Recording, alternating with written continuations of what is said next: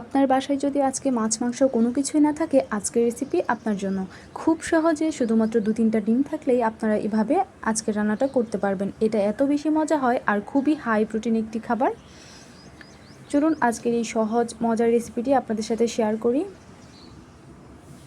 তো এই জন্য প্রথমেই আমার লাগবে 3-4টার মতো ডিম। আপনারা হাতের কাছে যতগুলো থাকবে নিয়ে নেবেন। তার সাথে একটা টমেটো আর কিছু কাঁচামরিচ নিয়ে নিয়েছি। তো ডিমটাকে রান্না করার জন্য প্রথমেই আমি একটা প্যান বসিয়ে নিয়েছি, আর এখন এর মধ্যে দিয়ে দিব খুবই অল্প পরিমাণে তেল। যেহেতু আমি বলেছিলাম যে এটাকে খুবই হেলদিভাবে রান্না করার চেষ্টা করছি। আর এখানে দিয়ে দিব হাফ কাপের মতো পেঁয়াজ কুচি, কিছু কাঁচামরিচ, এক টুকরো দারুচিনি, এলাচ আর কিছু তেজপাতা।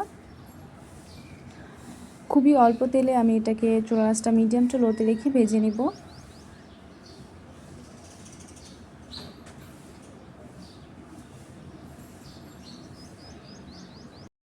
তো পেঁয়াজটা যখন ভাজা হয়ে যাবে তখন আমি এর মধ্যে কিন্তু অ্যাড করে দিব কিছু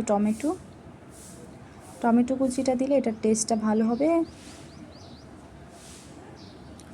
তারপর এখানে আমি মশলাটা দেখিয়ে দিচ্ছি। এখানে আমি 1 চা চামচ করে নিয়েছি হলুদ, ধনিয়া, জিরা, লাল মরিচের গুঁড়া।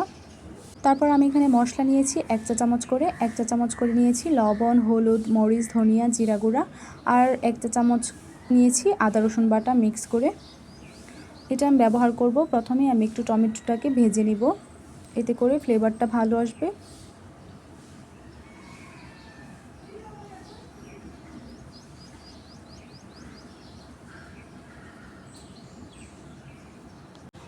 তারপর আমি যে মশলাটা দেখিয়েছিলাম এটা এখন দিয়ে দিচ্ছি। টমেটো, মশলা এগুলো খুব ভালো করে একসাথে ভেজে নিলে ফ্লেভারটা ভালো পাওয়া যাবে। তারপর আমি এর মধ্যে পানি অ্যাড করে দিব।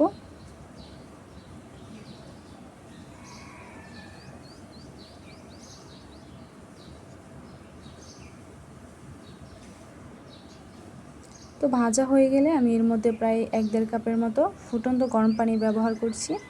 অবশ্যই চেষ্টা করবেন রান্নাতে সবসময় ফুটন্ত গরম পানি ব্যবহার করতে। এতে করে রান্নার কালার, টেস্ট সবটাই ভালো আসে, রান্নাটাও দ্রুত হয়ে যায়। এখন আমি এটাকে ঢাকনা দিয়ে দিচ্ছি। 3-4 মিনিটের মতো ঢাকনাটা দিয়ে আমি এটাকে রান্না করেছি। এখন আমি ঢাকনা উঠিয়ে এটাকে খুব ভালোভাবে মিক্স করে নিব। মানে টমেটো আর পেঁয়াজটাকে খুব ভালো করে মিশিয়ে নিলেই হবে। মশলাটা কষানো হয়ে গেলে আমি এর মধ্যে দিয়ে দিব 1-1 করে ডিম। আমি এখানে বেশি করে ডিম দিয়েই করছি, আপনারা চাইলে কিন্তু 2টা ডিম দিয়েও করতে পারেন, কম বেশি করে নিতে পারেন। খুব আলতো হাতে আমি এই ডিমগুলো দিয়ে দিব।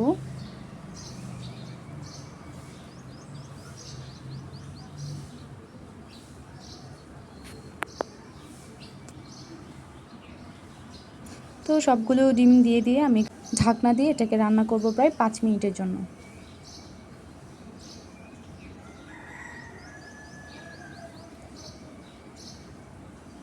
এই তো 5-6 মিনিট পর কিন্তু এটা ঠিক এরকমটা হয়েছে। তারপর আমি একটু চামচ দিয়ে এটাকে আলতোভাবে একটু সরিয়ে দিচ্ছি, যেন একটার সাথে আরেকটা লেগে না যায়।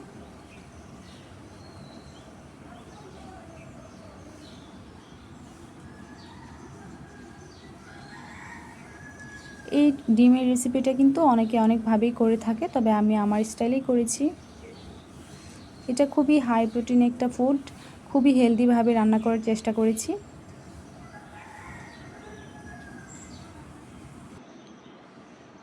আর এখন আমি এর মধ্যে দিয়ে দিব পরিমাণ মতো ফুটন্ত গরম পানি। এখানে প্রায় 1.5 কাপের মতো পানি দিয়ে দিচ্ছি।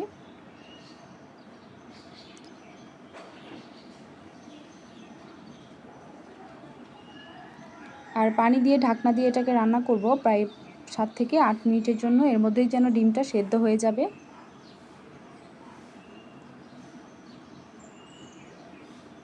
তো এই পর্যায়ে কিন্তু ডিমটা পারফেক্টলি সেদ্ধ হয়ে গেছে।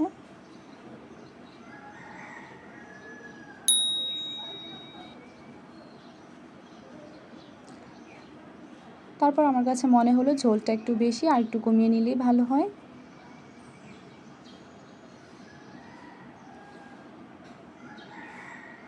তো এটাকে আরও কিছুক্ষণ জাল করে নিয়ে আমি উপরে কিছু ধনেপাতা দিয়ে দিয়েছি।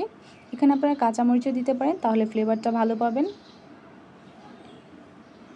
কাঁচামরিচ দিতে ভুলে গিয়েছিলাম।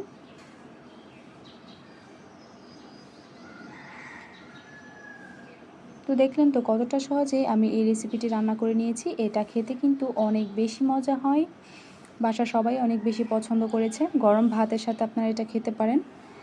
খুবই হেলদি ওয়েতে এটা রান্না করার চেষ্টা করেছি, খুবই অল্প উপকরণ দিয়ে। তো আপনার কিন্তু বাসায় একবার হলেও এই রেসিপিটি ট্রাই করতে পারেন, আশা করি ভালো লাগবে। তো আজকের মতো এখানেই শেষ করছি। ভালো লাগলে অবশ্যই পাশে থাকবেন। খুবই মজার এবং হেলদি একটি রেসিপি, অল্প উপকরণ দিয়েই তৈরি করা যায়। কোনোভাবে যদি আমার ভিডিওটি ভালো লাগে তাহলে অবশ্যই আমার চ্যানেলটি সাবস্ক্রাইব করে দিবেন।